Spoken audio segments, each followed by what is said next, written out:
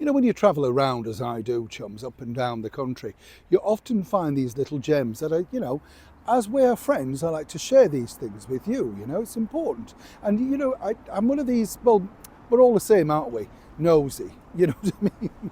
I love looking at statues and monuments and things like that. And you realise when you look around some traditional, wonderful buildings, you think, goodness, the people really did make buildings and strong buildings then.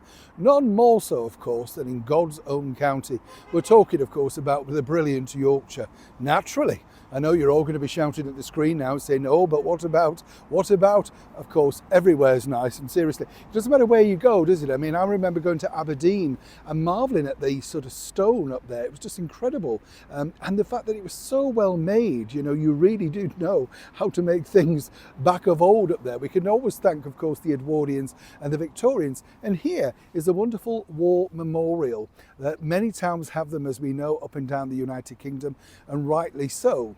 But today, I'm in the splendid market town. What it used to be such a thriving place, I remember when I was a child. We're talking Heckmondwike. Oh yes, what do you mean you've never heard of it? Let me explain. It's one of those places, that when you look back, you sort of think, when you're living near here and all that, you have no idea about the contribution to what they did. It was known as literally the blanket town, because it was famous for making wonderful blankets. Yes, check, you might still have some. Yes, I know we haven't had a wave, have we? I know, nice to see you. Thank you so much. But seriously, that's what you find out, isn't it? And also, way back in 1990, Queen Elizabeth came here. Oh, that's right, to visit a very special home for the elderly and sign the visitor's book. I don't know about you, but I've often wondered what happens to these books if these places close down, and who takes the plaques and everything like that. It's very strange, isn't it, But that's the world we live in. But of course, Heckmondwike is famous for many different things. So let me just share one or two. Now, I'll mention the archers to anyone, particularly Queen Camilla, and you'll be greeted with the rendition of the theme tune, Dum-de-dum-de-dum-de-dum. You know that one, don't you? It's world famous, but did you know it was composed by a Spen Valley man, Heckmondwike? Arthur Wood of Heckmondwike, in fact. Arthur was born at a tailor's shop near Heckmondwike Green in 1875. Encouraged by his father to play the violin, flute and piccolo, Arthur left school aged 12 and found fame as a musician and conductor in London, becoming the director of music at Terry's Theatre and chief conductor of the Theatre Royal. The Archers' theme tune is Barwick Green from Arthur's composition My Native Heath. Billy Connolly, the very funny comedian, once said that should we ever have to replace God Save the Queen as our national anthem, then the theme tune to, of course, the brilliant and still ongoing Radio 4 serial should be the one that replaces it. I'm sure Camilla might agree, in fact, on that. March 1863, this particular splendid clock in the very heart of Marketplace in Heckmondwike in West Yorkshire was actually, unveiled. It's incredible to think, isn't it, when you look at the structure and everything. Now, this was in celebration of the Prince of Wales, Edward, and, of course, Princess Alexandra, their wedding. Now, you may have think, why did they build it? And it was actually built through loyalty, as really their devotion to the monarchy. This was all done with local money. It wasn't a council thing. They just came up with it.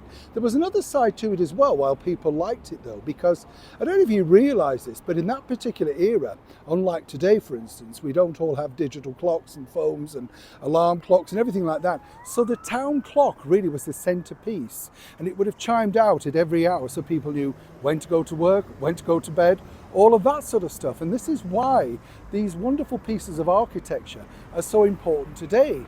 Not only that, and we talk about, say, for instance, being, climate friendly, etc., but it also had a splendid water fountain too. The beauty of the water fountain really was fresh, clean drinking water for everybody, That was the whole point. You could come here, literally have a drink for free.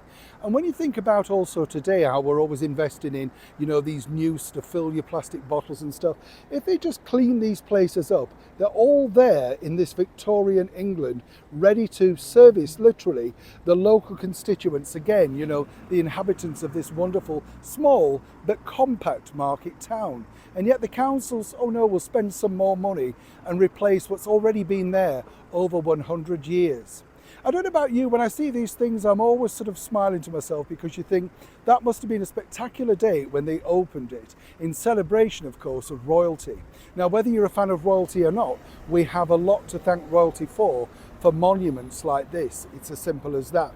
As ever, thank you so much for taking your time out to join me on a very quick tour of Heckmondwike in West Yorkshire. It's always good to share knowledge, chums, and let me know if you've got a water fountain in your particular neck of the woods, or was there an area or something that happened that's still there today, working or not. The only thing that's working now, of course, is me, but this has been here a lot longer. Neil Sean in the very heart of Heckmondwike, West Yorkshire.